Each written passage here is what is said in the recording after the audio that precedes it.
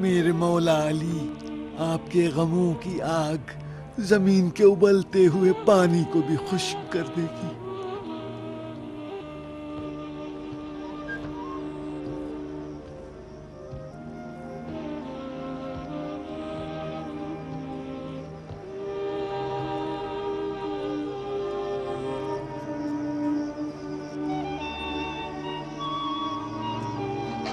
میں ہوں مولا ابو ذر، آپ کے ساتھ میری زندگی کو بھی ان کی جہالتوں نے سرد کر دیا ہے۔ مجھے پھر سے شہر بدر کرنا چاہتے ہیں۔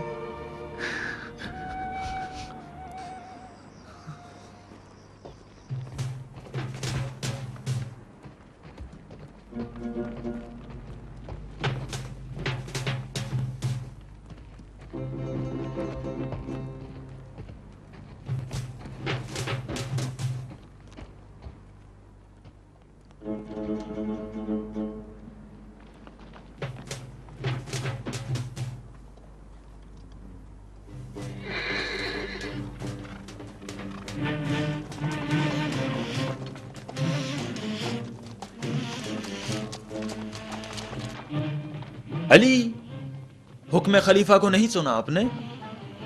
خلیفہ کا حکم ہے کہ ابو ذر کو کوئی رخصت کرنے نہ جائے۔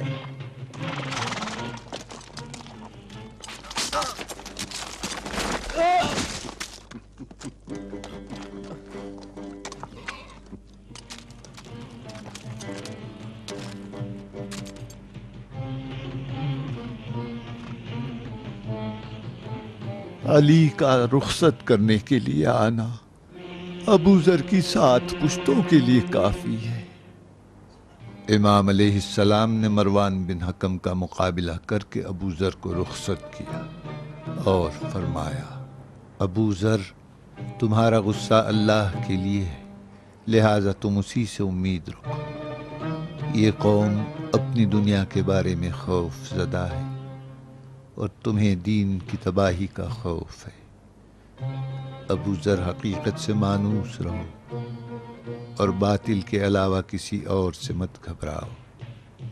ابو ذر، یہ جان لو کہ اللہ ہے جو تنگیوں میں اپنی رحمت سے راہوں کو کھول دیتا ہے۔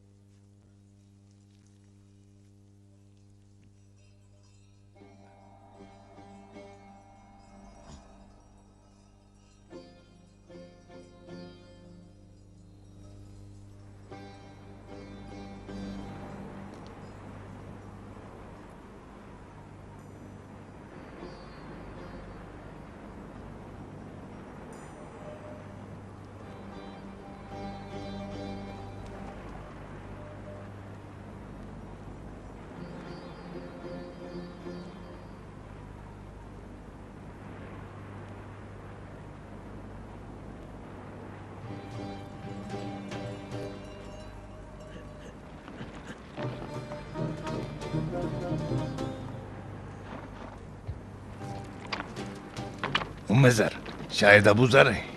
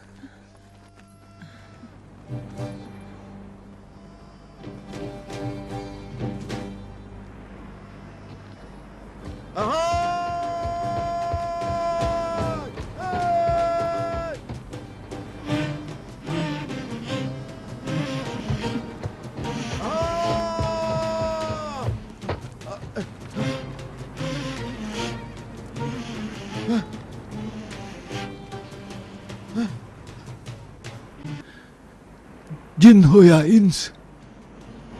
ام زر ہوں. تم خود ہو؟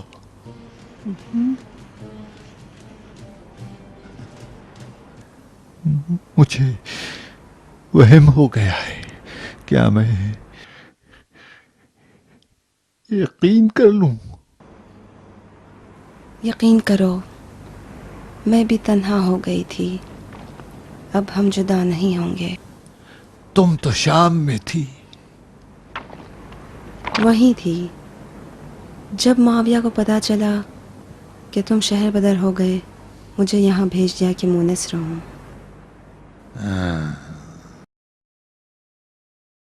معاویہ نے بھی ثواب کا کام کر دیا. ام زر خوش آمدید. خدا تمہیں خوش رکھے ابو ذر.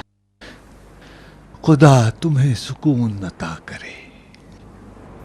جوامرد ابو ذر آپ ہیں؟ تم کیسی ہو میری جان؟ تمہاری بھی یاد ستاتی رہی.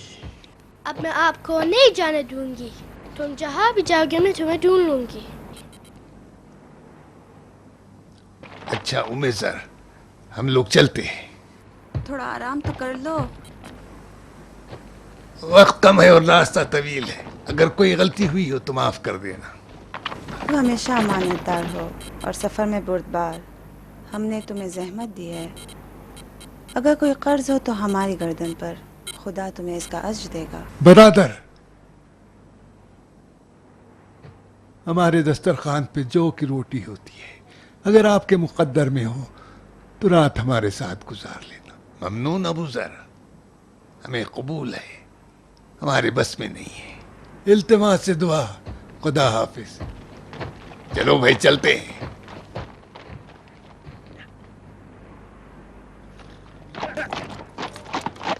چلو.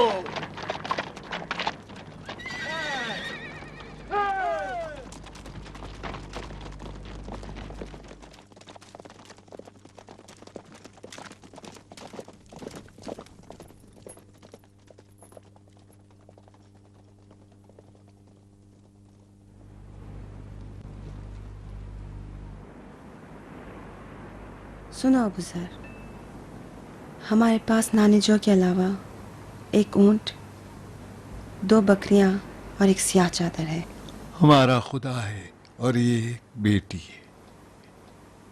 اپنی بیٹی کے لیے خرمے کا درخت لگائیں گے اور اللہ کے لیے گھر بنائیں گے.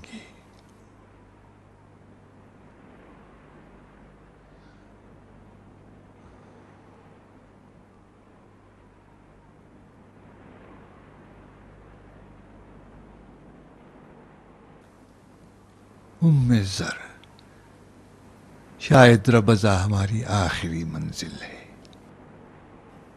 ابو ذر، مجھے بھی اس پر یقین ہے.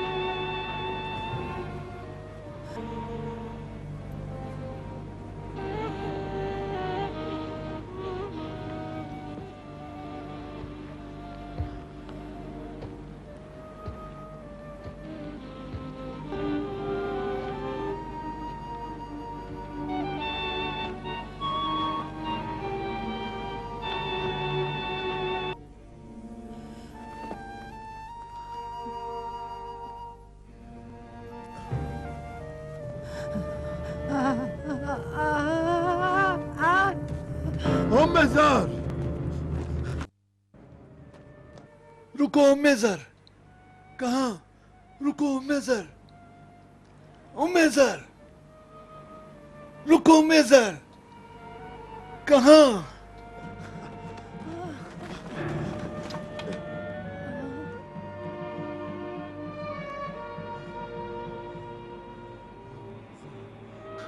बेसब्री न करो, बेसब्री न करो उम्मे ज़र।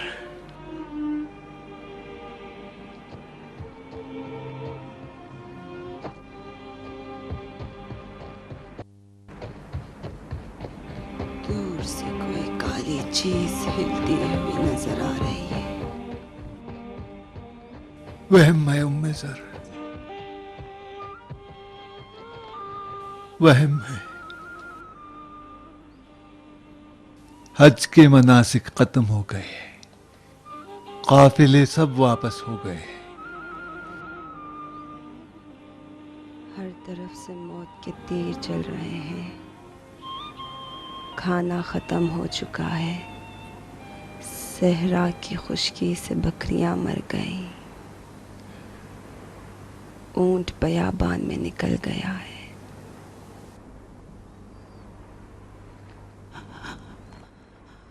हमारी बेटी अबू सर हमारी बेटी।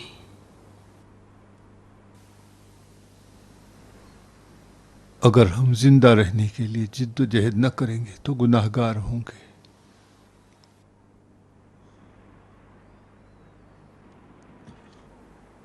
कहाँ? खलीफा के पास जा रहा हूं मैं ज़र। जल्दी वापस आना, कामयाबी के साथ आना।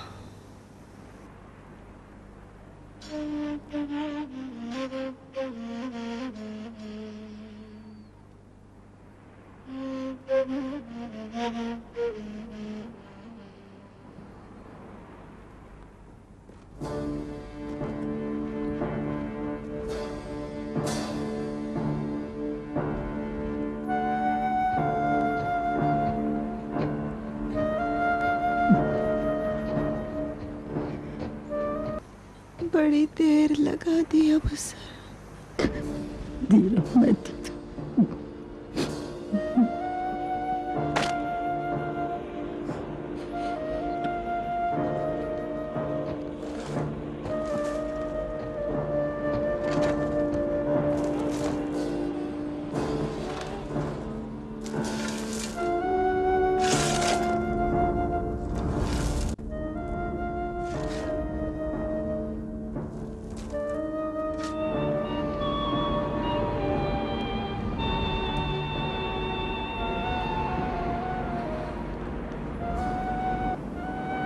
परवरदिगारा, इससे पैगंबर की ज़ुर्रियत के साथ मशहूर फरमा।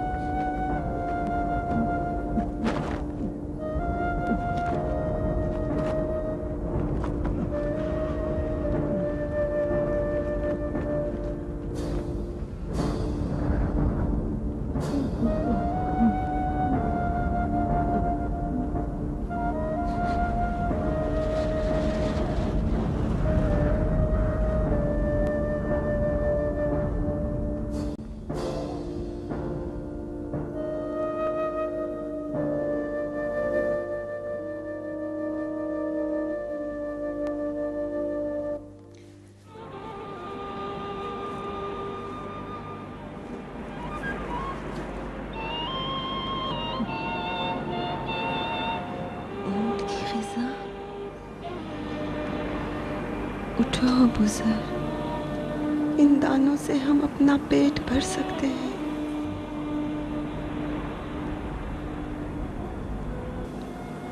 اونٹ کی غذا،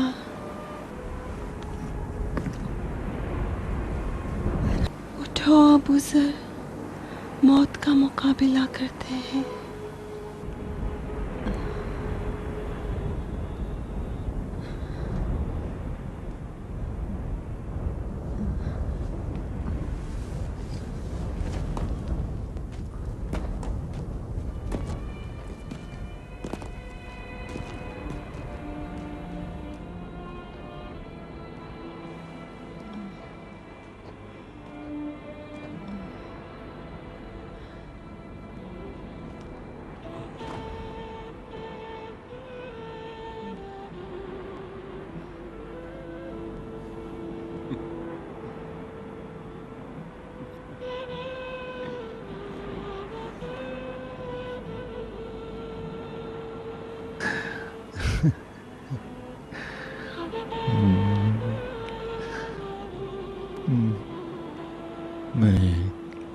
میں کیوں نہ ہنسوں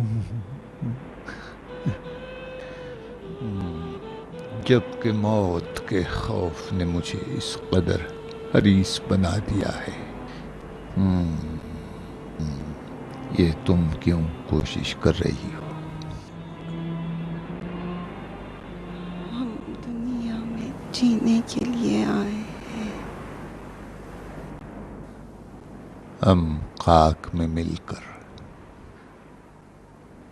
سر بلند ہوں گے۔ پھر ڈر کیوں رہے ہو؟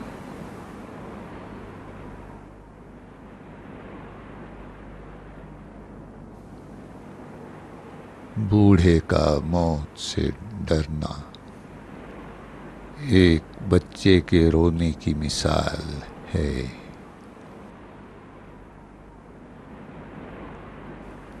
اگر بچے کو معلوم ہو جائے کہ وہ کہاں جا رہا ہے تو بھی ہنسے گا۔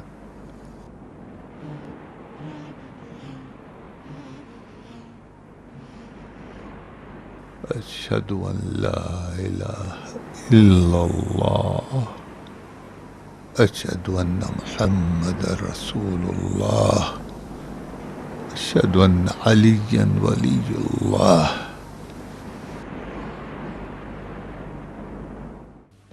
غربت و بے کسی کے عالم میں جناب ابو ذر کی موت سے خلیفہ بھی لرز گئے۔ بنی امیہ کے ظلم و جور کے سبب عراق اور مصر کے حالات بگڑتے گئے۔ لوگ فریادیں لے لے کر خلیفہ کے بند دروازے کی چوکھٹ پر آنے لگے۔ جب لوگوں کا بنی امیہ کے خلاف اصرار بڑھتا چلا گیا تو آخر کار خلیفہ نے شکایتوں کی رسیدگی کے لیے اپنے والیوں کو مرکز میں بلا لیا تاکہ پریشانیوں کو برطرف کیا جائے۔ تم لوگ مصر سے عمرے کی نیت سے آئے ہو تاکہ کعبے کو پشت دکھاؤ؟ ہاں، اگر خطوط لائے ہو تو پڑھ کر سناؤ، ہم سننے کے لیے تیار ہیں۔ تم نے ہمارے خطوط پڑھے بغیر ہی جلا ڈالے۔ ہم لوگ محنت کش کسان ہیں، جو بھی زمین میں بوتے ہیں حسرت سے کاٹتے ہیں۔ ہماری عورتوں کا دودھ خشک ہو چکا ہے۔ دریائے نیل کے کنارے والی وہ ہماری زرخیز زمینیں جو تم نے غصب کر لی ہیں، اب نیل کی پتھریلی زمین پر ہم اپنی ناک لگا رہے ہیں۔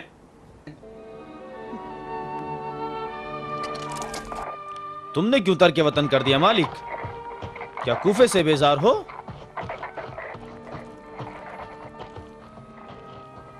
نہیں، امیر کوفہ سے بیزار ہوں۔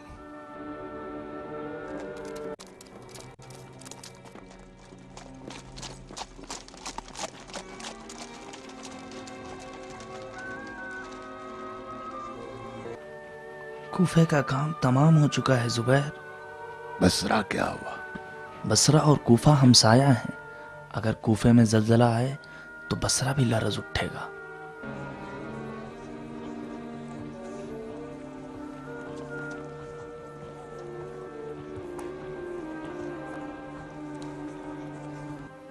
کب تک اپنے دیار سے دور رہو گے مالک؟ ڈر ٹھہر کر دیکھتا ہوں کہ خلیفہ عمرا سے مشورے کے بعد کیا کرتے ہیں۔ ان دھوکوں میں مت آنا، ظلم بھی انہی لوگوں نے کیا ہے جو خلیفہ کے ساتھ مشورے کر رہے ہیں۔ جلدی کرو مالک، اس ابن عاص پر کوفے کا دروازہ بند کر دو۔ میرے پاس ایسے تیز رفتار رہوار ہیں کہ ہوا ان کی گرد بھی نہ پا سکے۔ کوفہ حاکم کے بغیر ہے مالک، کیوں ڈلمل کر رہے ہو؟ سفر کا خرچ بھی میرے ذمہ ہے، جو بھی چاہیے بتا دو، کوئی مشکل نہیں ہے۔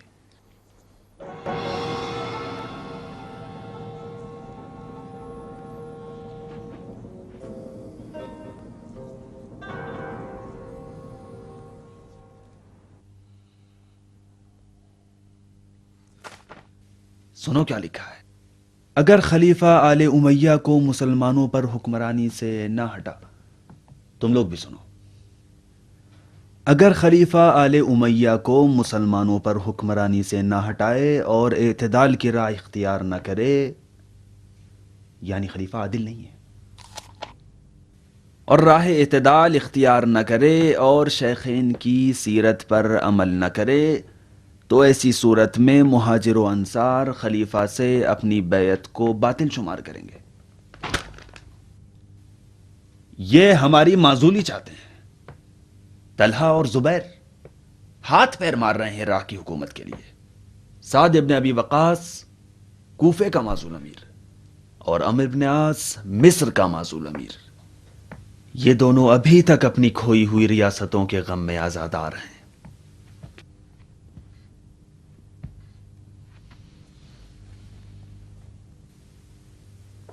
تم عمار، تم کس ریاست کا سودا اپنے سر میں رکھے ہو؟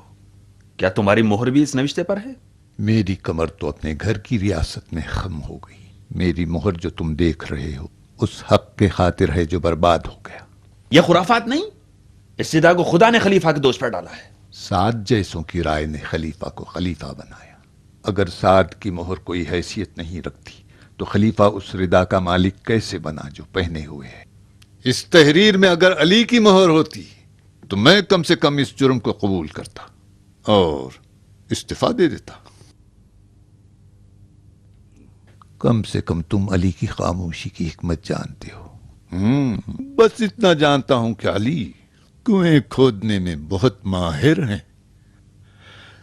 یہ بھی سنا ہے کہ زمین کی تہوں میں پانی کی آوازیں قلقل بھی سن لیتے ہیں۔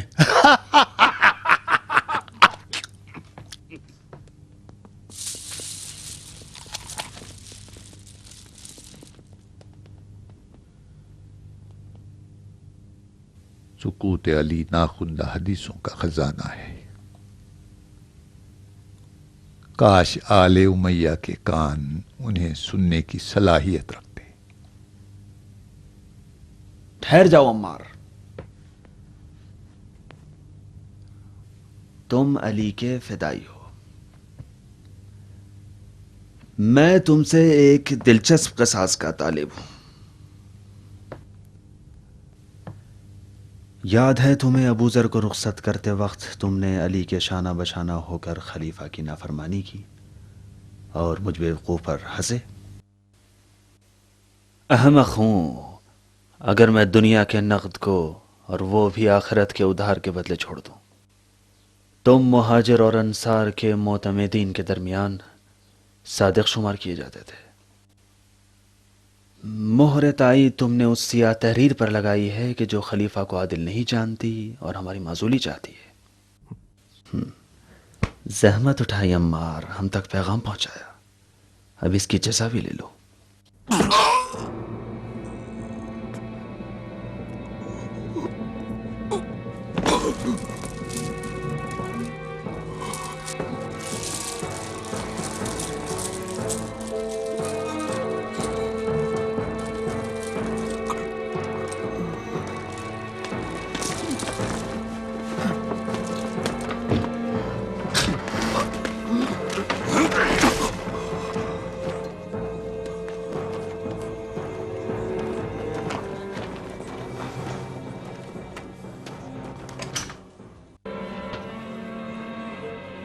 اٹھو، اس بد تہذیب قوم کا ہم تماشا بن گئے ہیں۔ عمار، مجھے چھوڑو مالک، میری عادت خراب نہ کرو۔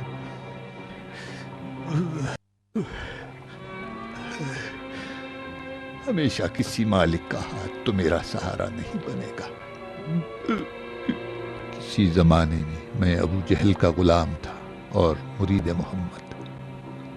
ابو جہل کا تازیانہ، عمار کا سیاہ جسم اور وہ گرم پتھر، کبھی محمد سے عقیدت کے جرم میں تو کبھی علی سے الفت کی سزا میں۔ دیکھ رہے ہو مالک، میرا دل اور زبان ان کی محبت کے لیے کافی ہے، اور میرا جسم ہمیشہ کے لیے غلام ابو جہل رہے۔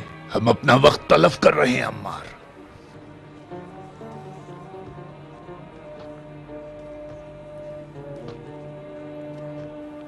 وقت تلف کر رہے ہیں۔ اس قوم کی ریاست طلبی کا علاج خون ہے، نہ نصیحت۔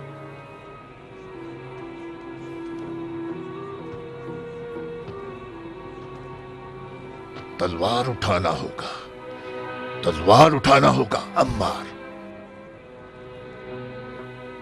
آل امیہ کا وحشی اونٹ جس تلوار کی وار کے رام نہیں ہوگا۔ میں چلا مالک، علی سے غافل نہ ہونا۔ ہم لوگ بے غیرت ہیں عمار۔ علی برسوں سے اپنی خاموشی کے ذریعے ہماری وفاؤں کے منتظر ہیں۔ چلیں کوفے کی جانب۔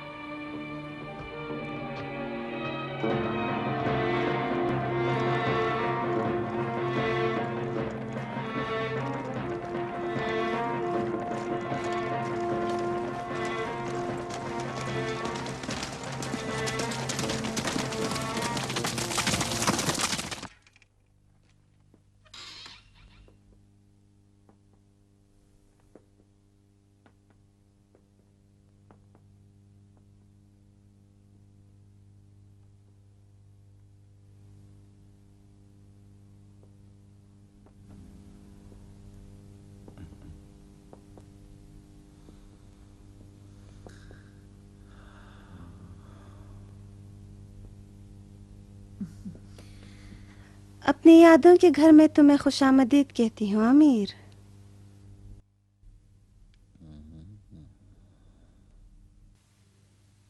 یہ گھر آج بھی خوفناک ہے۔ ابو سفیان کی ہیبت نے اسے خوف زدہ بنا دیا، ورنہ گھر تو گھر ہے۔ اسی گھر میں کبھی ہندا جیسی شیرنی رہا کرتی تھی۔ خیال رکھو طاقت، خبردار انہیں غصہ نہ دلانا۔ خیال رکھتی ہوں۔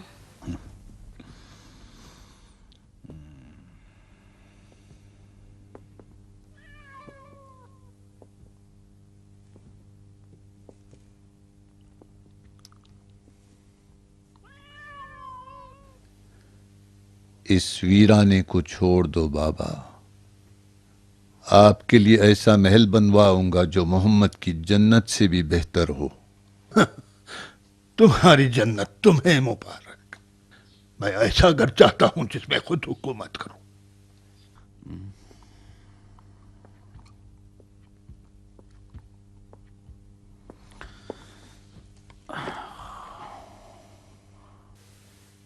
حجاز میں امن نہیں ہے۔ خلیفہ کے پاس نہ فوج ہے نہ لبیک کہنے والے۔ مصر اور کوفہ میں فساد پھیل چکا ہے۔ ایسا نہ ہو کہ ایک جماعت اپنی جان پر کھیل کے غصے میں تلوار کھینچ کر خلیفہ پر حملہ آور نہ ہو جائیں۔ یہ ساری مصیبتیں اس مروان کا بچھایا ہوا جال ہے جو سالوں کی جلاوطنی کے بعد جس کینے کے کچھ نہیں جانتا۔ خلیفہ نے اپنے اوپر ظلم اور مروان پر لطف کیا ہے۔ وہ خلیفہ پر مسلط ہو چکا ہے۔ یہ میں نے خود دیکھا ہے کہ خلیفہ خود مروان ہے نہ عثمان۔ اس معرکے میں تمہاری کیا حیثیت ہے؟ میں کیا کروں؟ میری حکومت متزلزل نہ ہو جائے۔ خلیفہ سے التماس کی کہ شام آ جائیں، قبول نہیں کیا۔ کہتے ہیں سپاہی مدینہ روانہ کروں۔ تو تم نے کیا سوچا؟ ابھی تو کچھ نہیں سوچا. کیا کہا جائے گا؟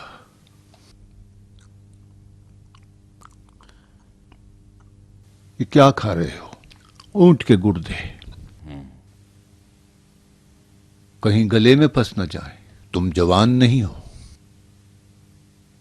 کوئی ایسی چیز کھاؤ جو تمہارے مزاج کے لیے مناسب ہو. کنیز فرما بردار ہے، سرپھری ہے، جوان بھی ہے، یا مہندی رچایا کرتی ہے یا زلفیں سنوارتی ہے، آئینے بہت توڑتی ہے. تمہیں ایک عمر رسیدہ کنیز چاہیے جو پابند رہے. اس کو میں لے جاتا ہوں اور تمہارے لیے دوسری خریدوں گا. جاؤ بیٹا، یہ دو ہر ایک اپنے اقلیم کا بادشاہ ہے. تم اپنی اپنے پاس رکھو، میری میرے پاس رہنے دو.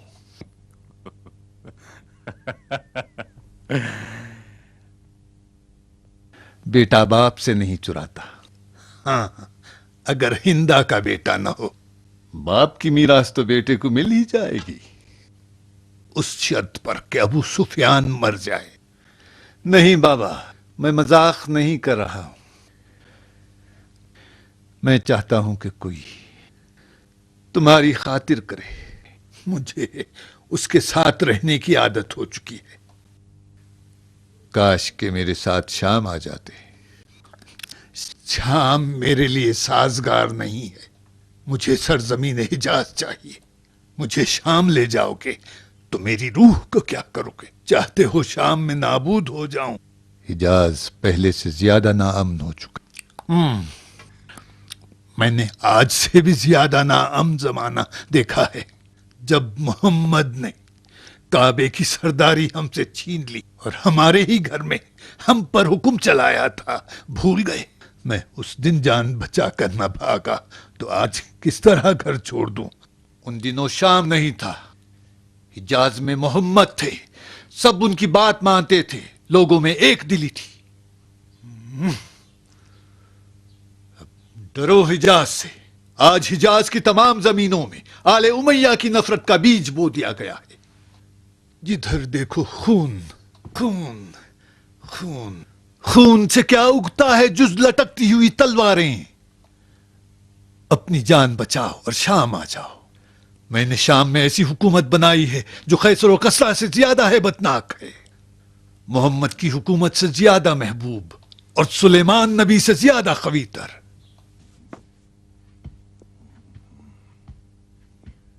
اگر تم یہ نہ کرتے تو ابو سفیان کے بیٹے نہ ہوتے. اب جاؤ، خلیفہ کو فوج روانہ کرو جو تم سے مانگی ہے. میں اپنی فوج کو سرزمین حجاز پر قربان نہیں کروں گا. اگر مروان ایک لائق خلیفہ ہے تو اپنے مسائل خود حل کرے. حکومت اگر اسی طرح دوسروں کے بوجھ کو کاندھا دینے لگ جائے تو ہم ہار جائیں گے. اگر خلیفہ کی موت کے بعد تمہیں حجاز والوں کی بیعت چاہیے تو بے طرف رہنا. خلیفہ مظلوم کی حمایت میں لشکر روانہ کرو، لیکن جنگ نہ کرنا.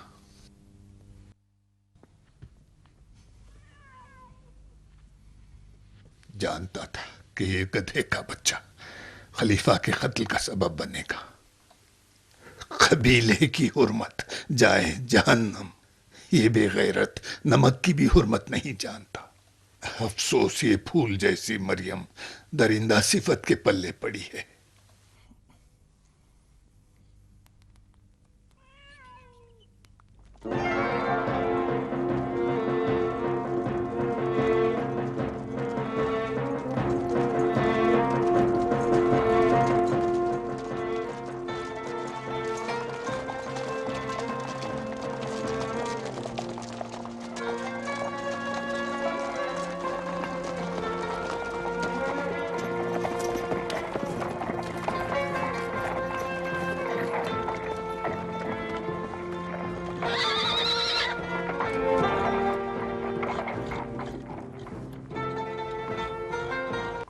ان سے کہو راستہ کھول دے. راستہ کھلا ہے سعید، مگر صرف قافلوں کے لیے. ہم نے اپنے گھر کے دروازے بنی امیہ پر بند کر دیے ہیں۔ کوفے والے ابو موسیٰ اشعری کو اپنا رہبر سمجھتے ہیں۔ جاؤ خلیفہ تک ان کا پیغام پہنچا دو۔ خلیفہ نے ہمارے ساتھ مشورہ کیا، ایسی غلطیاں دیکھی جنہیں حل کرنا چاہتے ہیں۔ جب ہاتھ سے گرا کھل سکتی ہے تو پھر دانت سے کیوں کھولیں؟ ہم خلیفہ سے وہی چاہتے ہیں جو مہاجر و انصار کے رؤساء نے لکھا ہے۔ یہ جان لو کہ خلیفہ پر پہلی تلوار تم اٹھاؤ گے مالک، اور جنگ برادر کشی کا پہلا خون جو زمین پر گرے گا تا قیامت خوش نہیں ہوگا۔ پہلا خون؟ تم امت محمد کے گلے میں ابدی لعنت کا توق پہناؤ گے۔ پہلا خون دینار کا خون تھا جو کوفے میں بہا۔ مدینے میں پسلی کی ہڈیاں توڑی گئیں۔ صحرائے ربضہ میں ایک ایسے مرد کی قبر بنی کہ جب تک دنیا قائم ہے اس کی فریاد دلوں کو برماتی رہے گی۔ جاؤ سعید، پھر کبھی کوفہ آنے کا ارادہ نہ کرنا۔ کوفے والوں نے اپنے آپ کو مسلح کر لیا ہے۔ سبھی تیر انداز، شمشیر زن اور نیزے چلانے والے ہیں۔ جو کام مردوں کے بس میں نہیں ہوگا اسے کوفے کی عورتیں پتھروں سے انجام دیں گی، اور جب پتھر نہیں ہو تو اپنے بچوں کو پتھر کے بجائے جھولیوں میں بھر کے دشمن کی طرف پھینکیں گی۔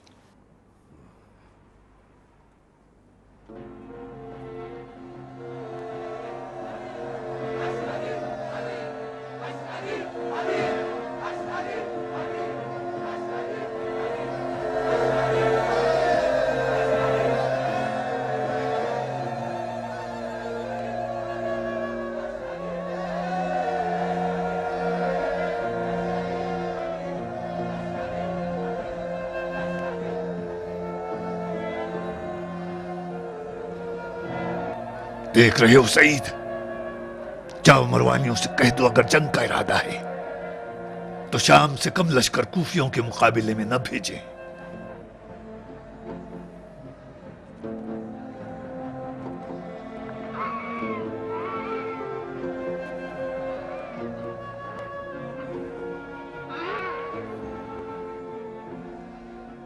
میں کوفے کو نہیں چھوڑ سکتا مالک، چاہے مجھے قتل کر دو یا معاف کر دو۔ کوفے والے اپنے خطا کار فرزند کو معاف کر دیں گے۔ اٹھو وردان، تم اپنے گھر کے قیدی ہو۔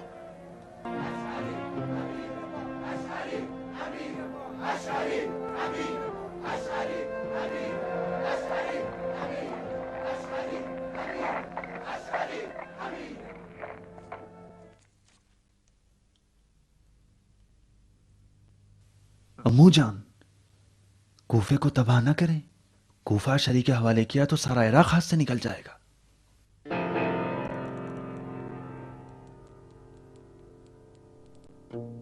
مروان، تمہیں میری اطاعت پر رہنا ہوگا۔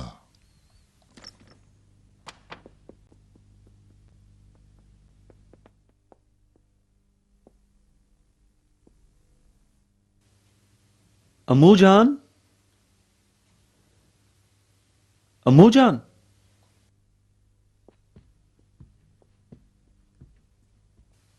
تاغد،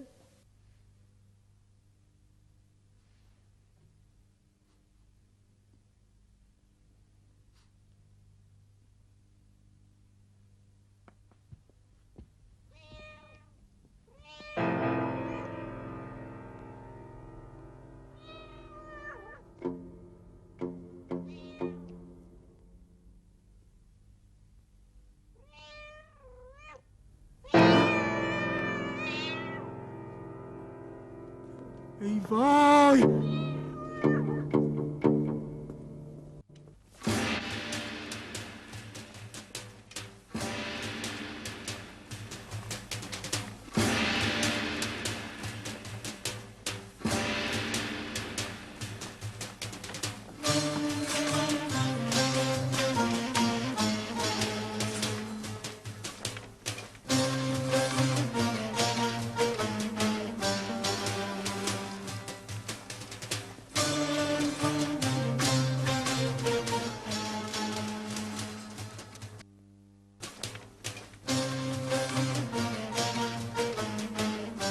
خلافے میں مالک اشتر کے قیام کے بعد محمد ابن ابی حذیفہ اور محمد ابن ابی بکر نے مصر میں قیام کیا۔ یہ دو محمد دو خلیفہ کے بیٹے تھے، ایک خلیفہ سوم عثمان کا منہ بولا بیٹا اور ایک پہلے خلیفہ ابو بکر صدیق کا بیٹا۔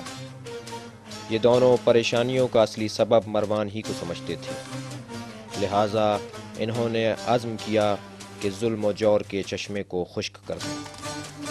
عثمان کے منہ بولے بیٹے محمد ابن ابی حذیفہ کے مصر میں قیام کے بعد ام المومنین عائشہ کے بھائی کی سالاری میں کچھ مصریوں نے مدینے کا رخ کیا۔ عائشہ بھی مروانیوں سے ناخوش تھیں اور جانتی تھیں کہ مدینے میں رہیں تو میدان منازعہ گرم رہے گا، لہٰذا ہوشیاری کرتے ہوئے عمرے کے بہانے مکے کا رخ کیا۔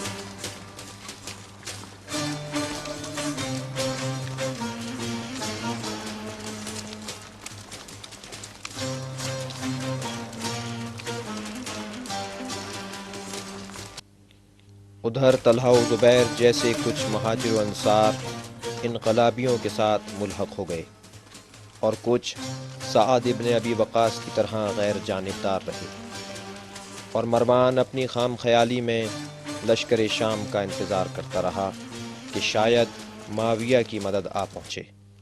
قاصد پر قاصد شام روانہ کیے گئے، لیکن نہ قاصدوں کی خبر آتی اور نہ ہی لشکر شام کی۔ خلیفہ بالکل اکیلے رہ گئے۔